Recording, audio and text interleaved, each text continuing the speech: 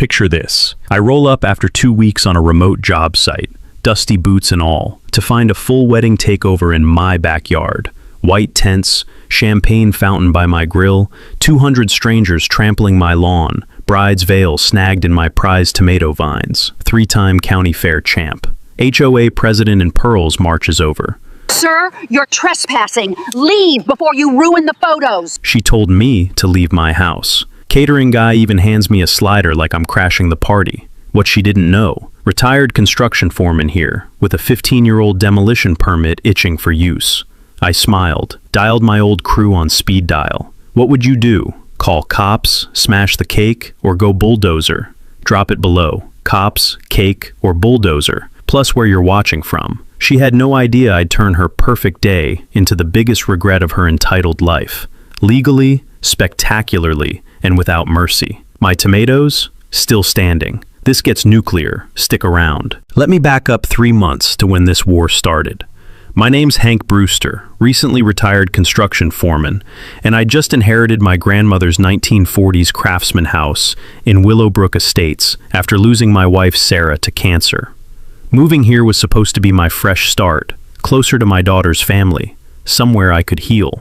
The house sits on 2.3 acres, the biggest, most beautiful lot in the entire subdivision. While everyone else got crammed into quarter-acre postage stamps, Grandma's property kept its original farmland boundaries. Rolling green lawn, perfect for hosting events, mature oak trees providing natural shade, garden space that'd make a commercial nursery jealous. The smell of honeysuckle climbing my fence mixed with morning coffee from Grandma's old percolator. The satisfying crunch of gravel under my work boots as I walk the property line, planning renovations. The sound of wind chimes hanging from the oak tree where Sarah and I got married 20 years ago. Even the feel of original hardwood floors, solid as bedrock under my feet. Everything about this place screamed peace and possibility. Too bad my backyard screamed something else to the neighborhood vulture. Dollar signs. Enter Priscilla Blackthorne, 52-year-old HOA president and self-appointed neighborhood dictator. Perfectly coiffed blonde hair that never moved in wind, designer clothes that cost most people's car payments, drives a white BMW like she's personally delivering divine judgment. She's married to the subdivision developer's nephew and lives in the biggest house on the fancy cul-de-sac, where her kitchen window has a perfect view of my property. More importantly, she's a real estate agent who specializes in event planning consultation, whatever the hell that means. The harassment began my second week. I'm replacing Grandma's rotted deck boards when I hear the sharp staccato of stilettos on concrete. Priscilla marches up my driveway like she's serving a federal warrant, clipboard clutched like a weapon, measuring tape draped around her neck like a stethoscope. Mr. Brewster, your property violates 17 current subdivision standards. 17. She'd actually walked my entire lot with a ruler. The violation notice was a masterpiece of manufactured authority. Mailbox wrong style, $75 weekly. Fence 2 inches too tall, $100 weekly. Garden shed wrong color, $50 weekly. Driveway exceeds width specifications, $75 weekly. Each infraction carried escalating fines until corrected to HOA standards. Total weekly damage, $450 until I surrendered to her aesthetic dictatorship. These features existed before your HOA was even founded, I said, holding the paper that reeked of her expensive perfume. Grandfather clauses require proper documentation, filing within 60 days of covenant updates. Your grandmother failed to submit the paperwork in 2019. That smile could have frozen hellfire. Pay the fines, or we'll place a lien on the property. Here's what made my blood pressure spike. I spent the next weekend walking the subdivision with my own measuring tape. Priscilla's brother-in-law had an identical fence violation, no citations.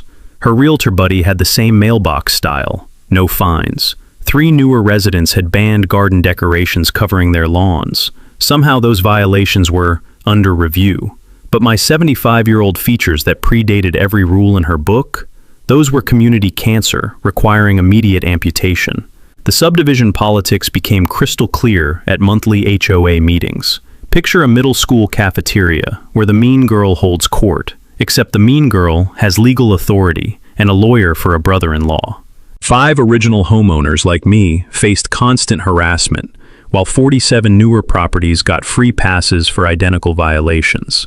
"We need consistency in our community standards," Priscilla would announce from her throne at the community center, laser-focused on us original residents sitting in the back like detention students.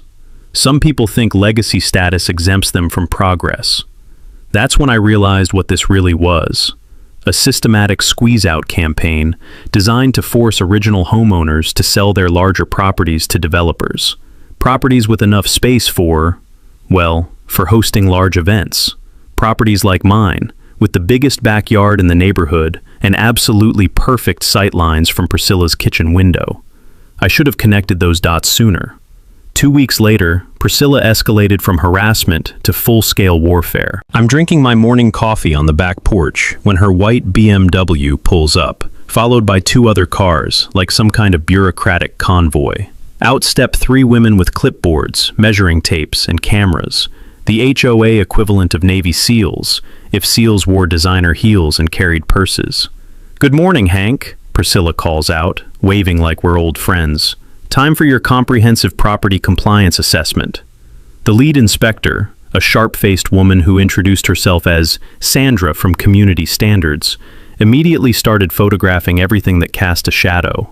My fence, my shed, the spacing between my deck posts, even the bird feeder hanging from my oak tree.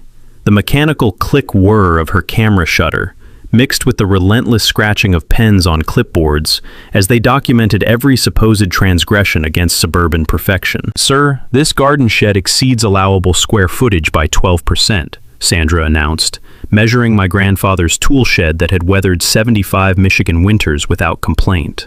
"And this driveway width violates current setback requirements," added Inspector Number 2, stretching her tape measure across concrete I'd poured with my own hands just last month. The smell of fresh mulch from my vegetable garden couldn't mask the stench of manufactured authority. These women were creating violations faster than a ticket quota cop on the last day of the month. Priscilla supervised from a safe distance, occasionally pointing out areas of concern, while her clipboard brigade did the dirty work. When they finished their documentation assault, she handed me a manila envelope thick enough to stop a bullet. "Congratulations, Hank. You've just set a new subdivision record. 23 violations. Everything from non-approved fence staining to unauthorized decorative elements. Apparently my American flag qualified as unsanctioned decoration. Total weekly fines, $1,847 until corrected, plus $200 in professional assessment fees for the privilege of being harassed on my own property. 30 days to achieve full compliance," Priscilla said, her smile sharp enough to cut glass. "Otherwise, we file a lien and begin foreclosure proceedings." That's when something my old foreman taught me echoed in my head. When someone's trying this hard to screw you, they're probably screwing themselves too.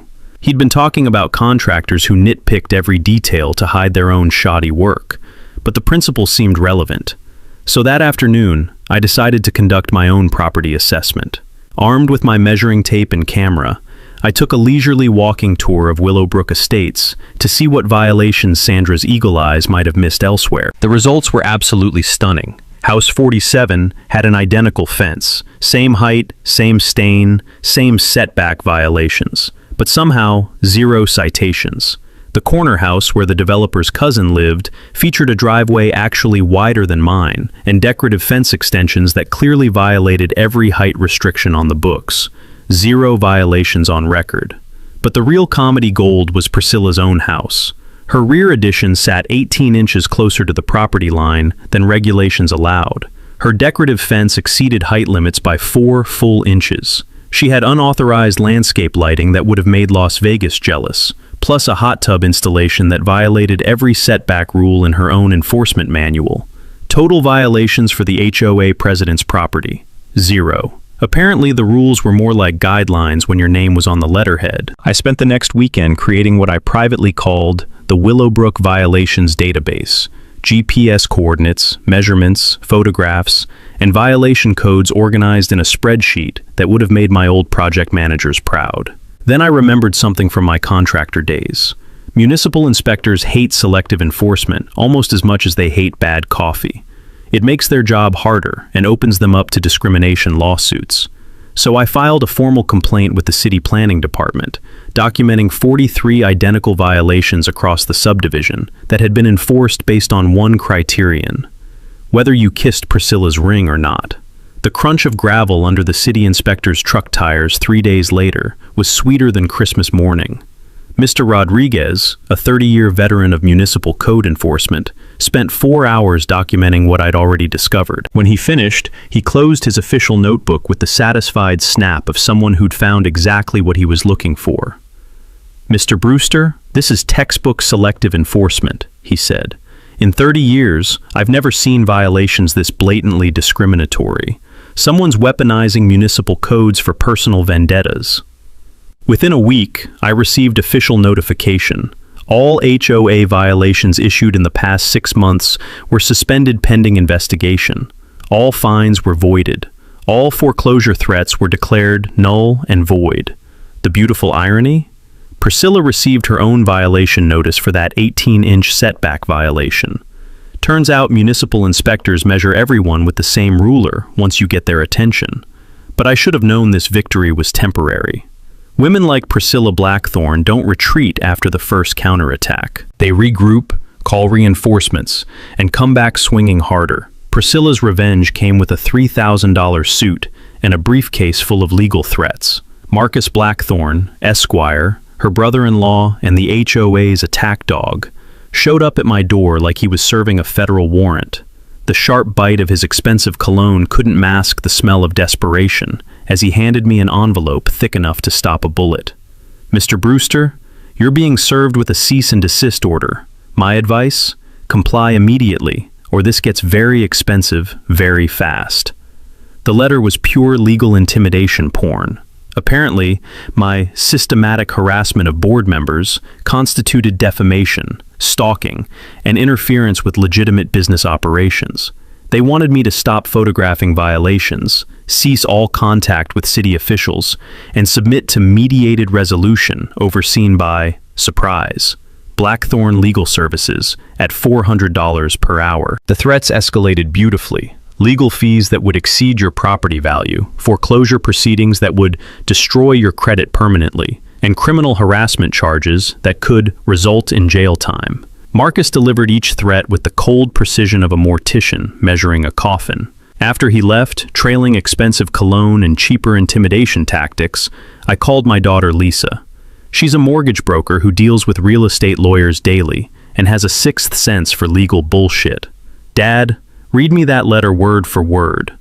Her laughter started as a snort and built to full belly laughs that echoed through my phone. "Dad, this is amateur hour intimidation. But here's what's weird. Why is a small HOA burning through serious legal fees over mailbox violations? Something doesn't add up." That question gnawed at me all night. The next morning, I drove to the county courthouse to follow the money trail. After 3 decades managing construction budgets, I knew that financial records never lie. People do.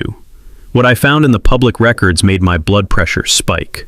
Willowbrook Estates HOA had paid $67,000 in legal fees over 18 months, all to Blackthorne Legal Services. No competitive bidding, no board approval votes in the meeting minutes, just a blank check operation that would make a mob accountant proud. But then I struck pure gold. While researching the original HOA and corporation documents from 1978, I discovered something that changed everything.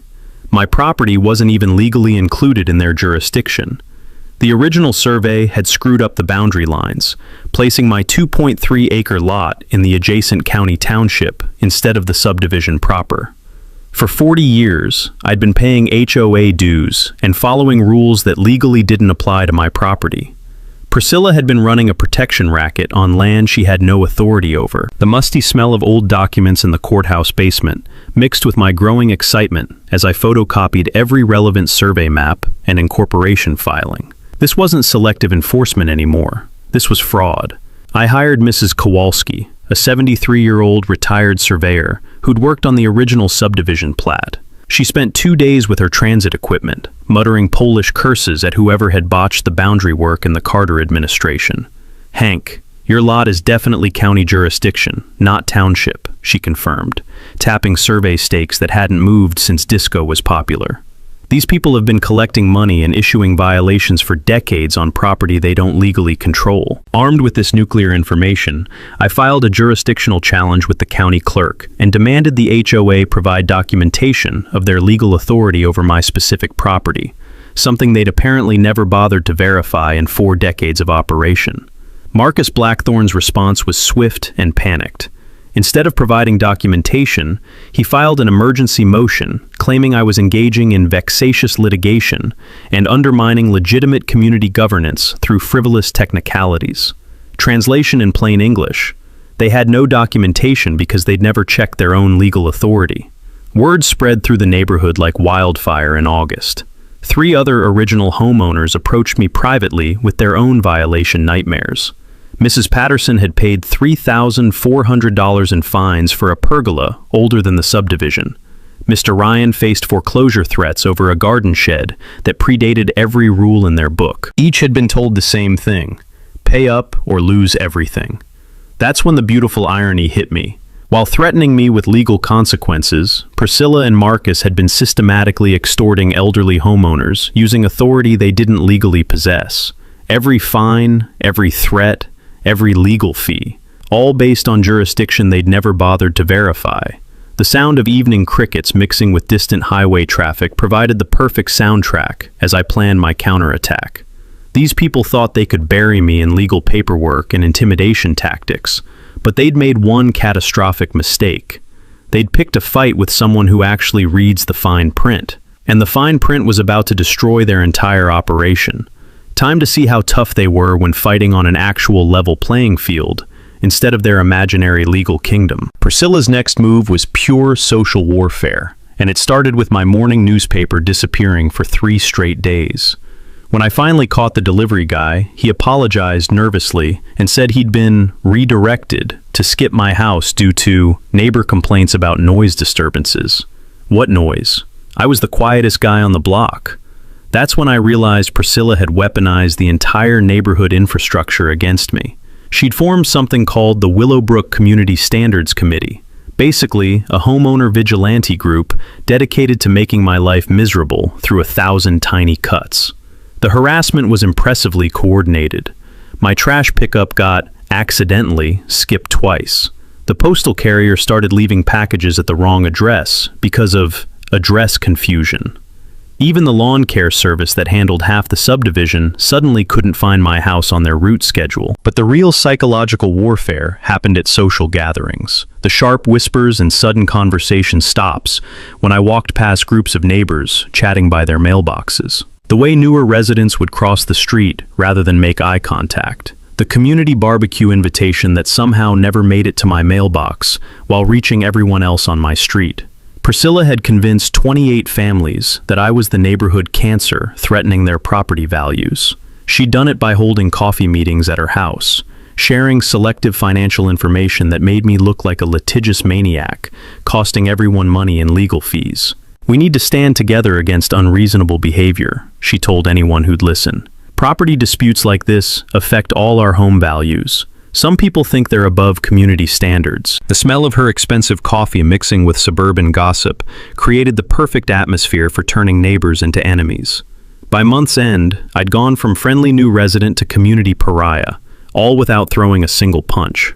But Priscilla made one critical mistake during her character assassination campaign. She got greedy. At the packed HOA meeting where she planned to publicly shame me into submission, she let slip some information that made my construction-trained brain start connecting dots. While explaining why legal fees had skyrocketed, she mentioned the association's need to protect our ability to host community events and maintain our reputation as a premier neighborhood venue. Venue. That word stuck in my head like a splinter. After the meeting, I decided to dig deeper into the HOA's event hosting activities. A quick search of the township's event permit database revealed something fascinating. Willowbrook Estates had filed for 17 special event permits in the past 2 years. Garden parties, anniversary celebrations, wedding receptions, all hosted on private community grounds with professional catering and parking coordination. The permits listed contact information for event coordination: Priscilla Blackthorne, Community Relations Director. My daughter Lisa, who'd been helping with financial research, took one look at the permit applications, and started laughing. Dad, this woman's running a side business using HOA resources. Look at these permit fees. She's charging people to use community space that's supposed to be free for residents. A deeper dive into public records revealed the beautiful scope of Priscilla's entrepreneurial empire. She'd incorporated something called Willowbrook Event Planning Services 18 months ago, with her home address as the business headquarters.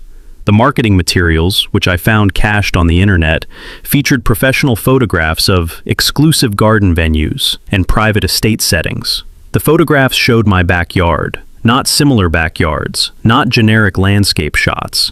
My actual oak tree, my specific fence line, my custom deck that I'd built with my own hands. She'd been using photos taken during her compliance inspections to market my property as a wedding venue rental. The audacity was breathtaking. This woman had been photographing my private property under the guise of HOA enforcement, then using those images to advertise event space she didn't own, couldn't legally access, and had no right to rent to strangers. But the real smoking gun came from the business insurance filings. Priscilla had purchased liability coverage for private estate event hosting that specifically listed my address as a covered venue location. She'd been collecting deposits and booking events on my property while I was completely unaware. The sound of my own heart pounding mixed with the evening crickets as I sat on my porch, staring at insurance documents that proved systematic fraud. This wasn't just HOA overreach anymore. This was criminal theft, stealing my property's commercial value while using her official position to photograph and access what she was planning to rent.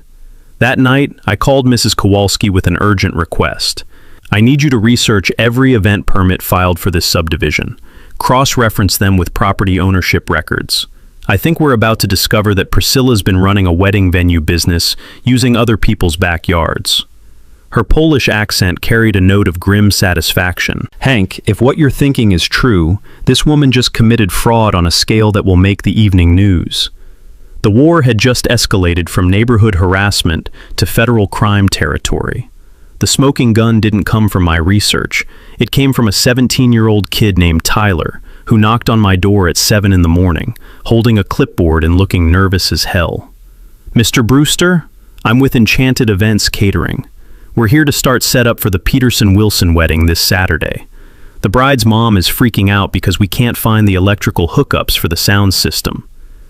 I stood there in my bathrobe, coffee mug halfway to my lips, staring at this kid who was talking about a wedding in my backyard like it was the most normal thing in the world. What wedding? Tyler's face went white. The wedding? This Saturday? 200 guests? We've got the contract right here for Willowbrook Manor Estate. He showed me a professional event contract with my address clearly printed at the top. The sharp smell of panic sweat mixed with his cheap cologne as the reality hit both of us simultaneously. This kid thought he was setting up at a legitimate venue. I was looking at evidence of massive fraud. Son, this is my house. Nobody authorized any wedding here. Tyler's hands started shaking as he fumbled through his paperwork. But we already delivered the rental chairs yesterday. The tent company is coming at noon. The bride's family paid $15,000 for exclusive venue access. $15,000 for my backyard. While I had no idea it was even happening, I invited Tyler inside and poured him coffee while he called his supervisor. The conversation I overheard made my blood pressure spike into stroke territory. Apparently, Enchanted Events had been working with Willowbrook Event Planning Services for over a year, catering dozens of events at private estate venues throughout the subdivision. When Tyler hung up, his face was the color of week-old lettuce. Mr. Brewster, my boss says we've got contracts for 3 more events here next month. A corporate retreat, an anniversary party, and another wedding. Total value, $43,000 in bookings. That's when Mrs. Kowalski arrived for our morning coffee, took one look at the catering paperwork spread across my kitchen table, and started laughing like someone who just watched their enemy step on a landmine. Hank, this is beautiful. She's not just committed fraud. She's created a paper trail with multiple businesses, signed contracts, and insurance liability. This woman has documented her own crimes in triplicate. The evidence Tyler provided was devastating. Professional event contracts listing my property as Willowbrook Manor Estate. Liability waivers signed by hundreds of wedding guests who'd celebrated on stolen property. Insurance claims filed for damages to venues Priscilla didn't own. Even credit card processing records, showing thousands in venue rental payments flowing to her personal accounts. But the real power shift came when Tyler made another call, this time to the Peterson family to explain why their dream wedding was about to become a legal nightmare. The conversation lasted 20 minutes, and I could hear the bride's mother screaming through the phone from across the room. "They're threatening to sue us for the deposits," Tyler said when he hung up. "But they're also talking about pressing criminal fraud charges against whoever sold them a venue that doesn't exist." Mrs. Kowalski pulled out her phone and started recording. "Tyler, I need you to repeat everything you just told us, on camera, for the police report we're filing this afternoon." As Tyler detailed Priscilla's systematic fraud operation, I realized the beautiful irony of the situation. Her months of harassment had been designed to drive me away so she could use my property commercially without interference. Instead, she'd given me front row seats to watch her entire criminal empire collapse in real time. The war was over. Priscilla just didn't know it yet. Saturday's wedding was going to be very educational for everyone involved. The moment Tyler drove away with his catering equipment and shattered faith in venue contracts, I sat on my porch with a beer and started planning the most beautiful destruction of my construction career. This wasn't about revenge anymore. It was about protecting innocent families from financial ruin while giving Priscilla the public education she deserved. My phone buzzed with a text from my old demolition buddy, Jake Morrison. "Heard through the grapevine you might need some heavy equipment therapy. What's the situation?" I called him back, and the man's laughter when I explained the wedding venue fraud sounded like a diesel engine rumbling to life. "Hank, you magnificent son of a bitch, you're asking me to legally demolish someone's criminal operation using municipal authority? It's like Christmas, my birthday, and the 4th of July wrapped in one beautiful package." Jake had been handling emergency municipal repairs for 15 years, which gave him the legal authority to declare potential septic emergencies whenever unauthorized commercial activity might contaminate groundwater. All perfectly legitimate under county health codes, especially when concerned homeowners reported possible contamination from unpermitted large gatherings. "Saturday morning, 6 a.m. sharp," he promised. "I'll bring the biggest excavator that'll fit through your gate. Nothing says venue temporarily unavailable, like heavy machinery blocking the driveway." The sweet smell of diesel exhaust from Jake's preliminary site visit mixed with my growing excitement as we coordinated the technical details. Emergency septic inspections could legally shut down any property for up to 72 hours if contamination risks were identified. And hosting commercial events without proper sewage capacity definitely qualified as contamination risk. My daughter Lisa called with updates from her coordination with the Peterson family's attorney. "Dad, they're devastated, but cooperating fully with the fraud investigation. The bride's mother wants Priscilla arrested, the father wants his $15,000 back, and the bride just wants someone to pay for the therapy she's going to need." Lisa had also discovered something beautifully ironic. Priscilla's event planning business had never obtained basic commercial permits, no business license, no commercial insurance that actually covered the properties she was renting, no health department approval for large food service operations. She'd been running a completely unlicensed commercial operation using stolen venues. "Here's the legal beauty," Lisa explained. "When you operate an unlicensed business on property you don't own, every transaction becomes fraud, every deposit becomes theft, every event becomes criminal trespassing with commercial intent." Mrs. Kowalski arrived with coffee and coordination updates from her municipal connections. "Hank, building inspectors will be here at 7 a.m. for emergency structural assessment. Turns out hosting 200-person events on residential property requires commercial building permits, which your property obviously doesn't have." The building department had been very interested to learn that someone was hosting large commercial gatherings without proper structural engineering assessments. Residential foundations aren't designed for commercial event loads, and liability concerns required immediate official inspection. But the real strategic masterstroke came from my neighbor Rodriguez, who'd alerted Channel 7's Consumer Protection Unit about systematic venue fraud targeting elderly homeowners. "Brother, they're sending an investigative team Saturday morning to document the fraud in progress. Nothing exposes criminals like live television coverage." Thursday evening, I positioned security cameras around the property perimeter to document every aspect of the fraud attempt. The motion-activated system would capture anyone who entered my land without permission, creating permanent evidence of criminal trespassing for commercial purposes. The soft electronic hum of cameras activating mixed with evening cricket songs as I tested the recording angles. Friday brought final preparations that felt like loading ammunition for the most satisfying battle of my life. Jake delivered staging equipment behind my tool shed, concrete barriers, emergency signage, and a portable office trailer for the inspection coordination team. The sharp bang of metal equipment being positioned echoed across my yard like gunshots, announcing the coming war. The coordination timeline was beautiful in its precision. 6 a.m. excavation team arrival, 7 a.m. building inspectors, 8 a.m. health department officials, 8:30 a.m. Channel 7 news crew, 9 a.m. wedding vendor arrivals, expecting to access a venue that would be completely surrounded by official investigation activity. Every inspection was absolutely legitimate. My septic system genuinely needed evaluation after discovering unauthorized commercial use. The foundation required assessment for potential damage from repeated heavy event equipment. Health and safety regulations absolutely applied to unpermitted large gatherings. And consumer protection journalism was definitely public interest reporting. The plan's elegant simplicity made me smile as I reviewed the final checklist. Let Priscilla's fraud operation proceed exactly as scheduled, but surround it with so much legitimate official scrutiny that the criminal activity became impossible to ignore, excuse, or cover up. Saturday morning would feature 200 wedding guests arriving to find government inspectors, news cameras, and construction equipment, documenting the systematic fraud that had funded Priscilla's lifestyle for 18 months.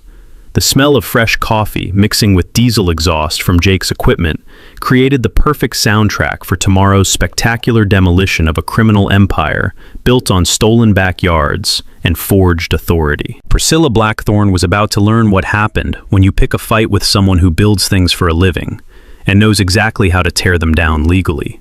Friday night at 11 p.m., my security system lit up like a Christmas tree. Through the infrared cameras, I watched 3 figures in dark clothing creeping across my lawn like the world's most incompetent burglars. The lead figure moved with the distinctive click of designer heels on grass. Even during breaking and entering, Priscilla couldn't abandon her signature footwear. She'd brought backup, 2 teenagers who moved like they'd rather be anywhere else, probably her son and his unfortunate friend, recruited for what she'd undoubtedly pitched as protecting our community investment. The soft electronic hum of recording equipment mixed with my own barely controlled laughter as I watched them attempt to sabotage Jake's excavation equipment. They tried removing hydraulic caps like they were changing light bulbs, poured what looked like sugar into the fuel tank, and even attempted to disconnect battery cables with kitchen utensils. The amateur vandalism was painful to watch, like observing someone try to disable a space shuttle with a butter knife and positive thinking. I could have stopped them immediately, but watching Priscilla destroy her own legal defense by escalating from fraud to felony vandalism was better than cable television. Sometimes the best strategy is providing your enemies with enough rope to hang themselves and a comfortable chair to stand on. Saturday morning brought a sheriff's deputy to my door at 5:30 a.m., carrying a temporary restraining order that made my coffee taste like liquid irony. Judge Patricia Milhouse, apparently Priscilla's golf partner, had signed an emergency order at 11 p.m. the previous night, prohibiting me from interfering with legitimate business operations conducted under valid commercial agreements. Mr. Brewster, you're prohibited from disrupting lawful commercial activity, the deputy read with the enthusiasm of someone reciting tax code. Violation could result in immediate arrest. The legal document was a masterpiece of creative writing. Priscilla had sworn under oath that she possessed valid contracts, proper insurance, and full legal authority to conduct commercial operations on designated community event space. She'd painted herself as a legitimate businesswoman, being harassed by a vindictive neighbor through frivolous municipal inspections. Deputy, can I show you something interesting?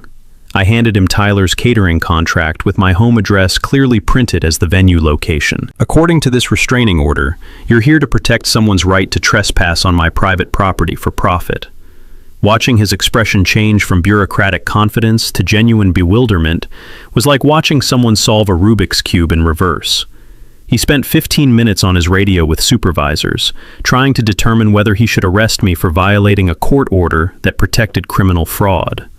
Meanwhile, Jake arrived with his crew, surveyed the vandalized equipment, and started laughing like someone who'd discovered their enemies were complete amateurs. "Hank, whoever did this has never seen real machinery. They tried to disable a Cat 320 excavator by loosening the air filter housing. It's like trying to stop a freight train by untying the conductor's shoelaces." The beautiful irony was that the sabotage had actually strengthened our legal position. Vandalized construction equipment on residential property constituted a legitimate safety emergency, requiring immediate professional assessment under county regulations. By 7 a.m., the coordination flowed beautifully, despite Priscilla's interference. Building inspectors documented genuine structural concerns about residential foundations handling commercial event loads. Health officials identified real contamination risks from unpermitted food service operations. The restraining order became evidence of obstruction when officials realized it was designed to prevent investigation of documented criminal activity. But Priscilla's most spectacular miscalculation came at 8 a.m., when Marcus Blackthorne arrived with an emergency judicial intervention, demanding suspension of all municipal inspections. He actually argued that safety regulations should be waived to protect his client's contractual obligations. The man stood in my driveway, designer suit immaculate despite the morning chaos, screaming into his phone at Judge Milhouse about prosecutorial overreach and interference with legitimate commerce. His voice carried across the neighborhood as he demanded judicial protection for what he still insisted was lawful business activity. Mrs. Kowalski, armed with coffee and her phone's video recorder, captured Marcus's increasingly frantic arguments. "Your Honor, these inspections clearly exceed municipal authority and constitute retaliatory harassment of my client's established commercial operations." When Channel 7's news van rounded the corner with cameras rolling, Marcus discovered the urgent need to be elsewhere immediately. Watching a $500 per hour attorney flee from reporters asking basic questions about venue rental fraud was better entertainment than anything Netflix had produced recently. The smell of morning coffee mixed with diesel exhaust and the intoxicating scent of a criminal conspiracy collapsing under its own weight. Every desperate countermove had made Priscilla's situation worse, creating additional felony charges while documenting her awareness of the criminal activity. Standing on my porch, watching municipal inspectors, news crews, and excavation equipment converge, while Priscilla's legal team abandoned ship, I realized the beautiful truth. Transparency is kryptonite to corruption, and sunlight is the world's most effective disinfectant. The first wedding guests would arrive in 45 minutes to discover their dream venue had become ground zero for a fraud investigation. Priscilla's final desperate gambit arrived at 8:30 a.m. in the form of 3 county commissioners, 2 state representatives, and enough political pressure to crush a small municipality. She'd spent Friday night calling in every favor, making every threat, and apparently promising every bribe necessary to shut down the investigation before the wedding guests arrived. Commissioner Bradley Walsh, a man whose campaign signs I'd seen in Priscilla's yard for 6 years running, marched across my lawn like he was personally delivering divine judgment. The sharp staccato of his dress shoes on gravel mixed with his booming voice as he announced that all municipal inspections were being temporarily suspended pending review of jurisdictional authority. "Mr. Brewster, you've caused enough trouble for our community," he declared, waving official-looking paperwork. "These frivolous complaints are wasting taxpayer resources and interfering with legitimate business operations." Behind him, State Representative Karen Duffy nodded along like a dashboard bobblehead, clearly uncomfortable, but committed to supporting her donor's emergency request. The sweet morning air carried the stench of political corruption as 5 elected officials tried to shut down a criminal investigation to protect their campaign contributors' fraud operation. But they'd made one catastrophic miscalculation. Channel 7's investigative team was already filming. What Priscilla didn't know was that my neighbor Rodriguez had done more than just contact local media. His activism network included investigative journalists from 3 different news organizations, plus a documentary filmmaker who specialized in municipal corruption cases. The consumer fraud story had evolved into a live expose of political interference with law enforcement. Reporter Sarah Ryan from Channel 7 stepped forward with her cameraman rolling, microphone ready for what would become the most watched local news segment of the year. Commissioner Walsh, are you ordering municipal inspectors to stop investigating documented fraud because the suspect contributed to your campaign? The silence that followed was so complete, I could hear my neighbor's sprinkler system 2 houses away. Commissioner Walsh's face went through several color changes before settling on a shade that matched fresh concrete. This isn't, we're here to ensure proper jurisdictional procedures, he stammered, clearly unprepared to defend political interference on live television. That's when Mrs. Kowalski emerged from my house, carrying a banker's box full of financial documents, moving with the purposeful stride of someone about to detonate a political scandal. Commissioner Walsh, I have documentation showing that Priscilla Blackthorne's event planning business has made $17,000 in political contributions to your campaigns over the past 3 years. She opened the box like a prosecutor presenting murder evidence. I also have records showing that her brother-in-law, Marcus Blackthorne, received 2 no-bid legal contracts from the county worth $63,000 since 2022. The documentary filmmaker, an intense woman named Maria Santos, positioned herself for the perfect shot as Mrs. Kowalski continued her evidence presentation.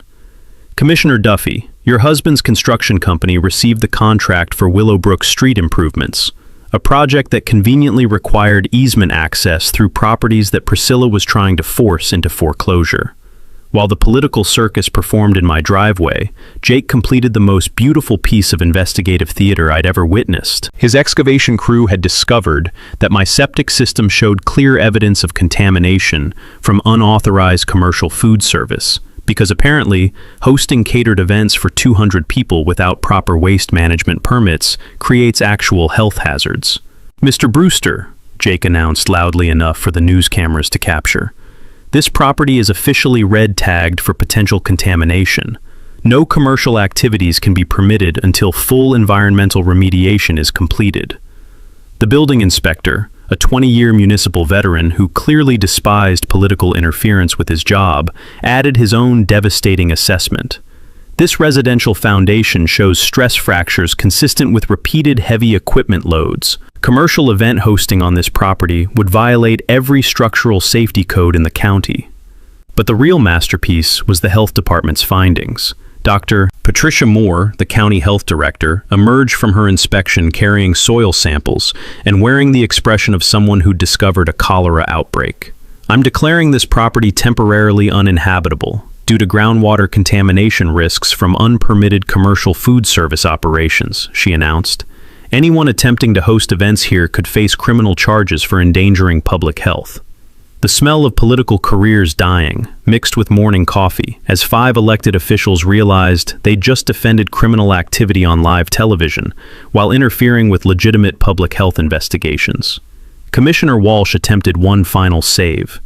This is clearly an orchestrated attack on hard-working business owners who contribute to our community. Reporter Ryan's response was surgical in its precision.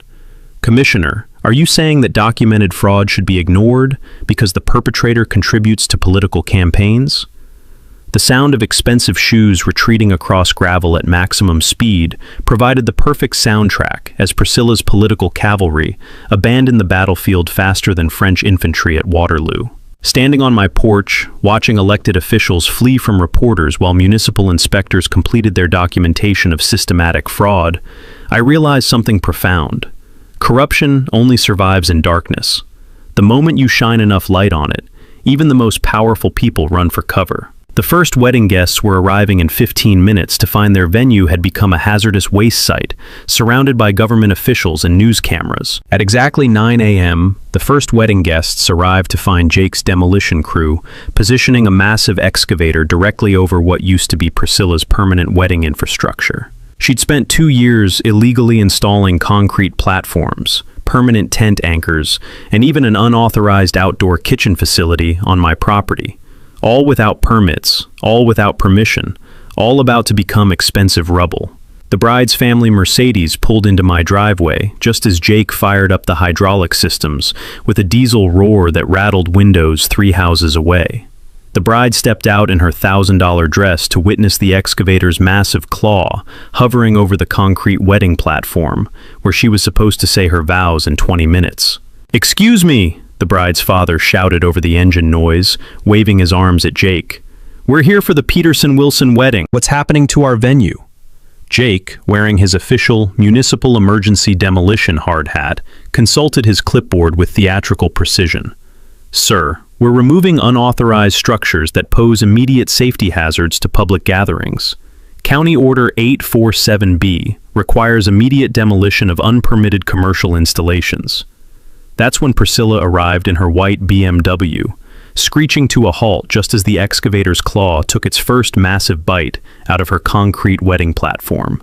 The sickening crack of reinforced concrete splitting mixed with her scream of pure financial agony as $8,000 worth of illegal infrastructure turned into expensive gravel. "Stop! You can't destroy my venue improvements," she shrieked, running toward the excavator in designer heels and a cream-colored suit that was about to get very dusty. Reporter Sarah Ryan materialized with her cameraman, capturing the beautiful irony of a fraud perpetrator watching her stolen assets get legally demolished on live television. "Ms. Blackthorne, can you explain why you built permanent commercial structures on property you don't own?" Priscilla's response was pure panic-induced confession. "I invested $12,000 in those platforms. I have contracts. I have bookings. You're destroying a legitimate business." Jake's crew had choreographed the demolition for maximum psychological impact. The excavator methodically destroyed each unauthorized structure, while wedding guests watched in horrified fascination. The permanent tent anchors that had supported dozens of fraudulent events got ripped from the ground like weeds. The illegal outdoor kitchen facility, complete with gas lines that violated every safety code in the book, got reduced to twisted metal and broken dreams. But the real visual masterpiece came when Jake positioned the excavator to demolish the decorative wedding arch that Priscilla had permanently installed without permission. The massive machine delicately grasped the white lattice structure like a mechanical hand picking up a flower, then crushed it into splinters, while 200 wedding guests watched their venue disappear in real time. The bride started crying with the intensity of someone watching their entire future collapse into a gravel pile. Her father turned to the news cameras with the shell-shocked expression of complete financial devastation. "We paid $15,000 for this venue," he said, voice hollow with disbelief. "She stole our daughter's wedding day." That's when County Inspector Rodriguez emerged from his vehicle, carrying the demolition orders that made everything perfectly legal. "Ladies and gentlemen, these structures were built without permits on private property, without owner consent. Under County Code 847B, illegal commercial installations must be removed immediately to prevent public safety hazards." Priscilla made one final, desperate attempt to save her criminal empire. "You can't prove those structures weren't authorized. I have documentation. I have legal rights." Mrs. Kowalski stepped forward with her surveyor's equipment and the original property boundaries that destroyed Priscilla's last defense. "Ms. Blackthorne, every structure you built is 18 inches inside Mr. Brewster's property line. You literally built commercial facilities on stolen land." Jake saved the best for last. The excavator's massive claw reached for the centerpiece of Priscilla's fraud operation, a permanent concrete bar and serving station that had hosted dozens of illegal events. The machine lifted the entire structure, held it suspended for a dramatic moment while everyone watched, then dropped it onto the pile of rubble with a crash that echoed across 3 subdivisions. Detective Santos arrived with arrest warrants just as the last piece of unauthorized infrastructure turned into expensive gravel. "Priscilla Blackthorne, you're under arrest for construction fraud, theft of property improvements, and operating illegal commercial facilities."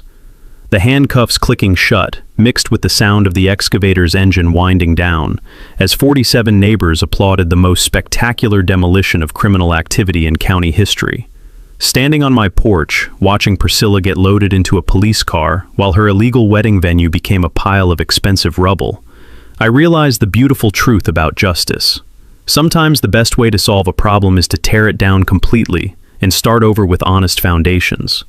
The bride's family drove away to find a legitimate venue, taking with them a story about the day their wedding became evidence in a fraud trial. But my tomatoes, still standing perfectly healthy in their original location, exactly where they'd been for 75 years before Priscilla decided to steal my backyard. 2 weeks later, Priscilla Blackthorne sat in county jail on $50,000 bail, facing 14 felony charges that would make a mob lawyer proud. Commercial fraud, theft by deception, operating unlicensed businesses, tax evasion, insurance fraud, and my personal favorite, conspiracy to commit organized theft using official authority. Marcus Blackthorne discovered that defending family members in criminal cases while facing your own embezzlement charges creates what lawyers call insurmountable conflicts of interest. The state bar suspended his license pending investigation, and he suddenly found himself too broke to afford the kind of defense attorney who could have saved Priscilla from serious prison time. The financial justice was swift and beautiful. Seized assets from Priscilla's fraud operation provided full restitution to 17 defrauded couples,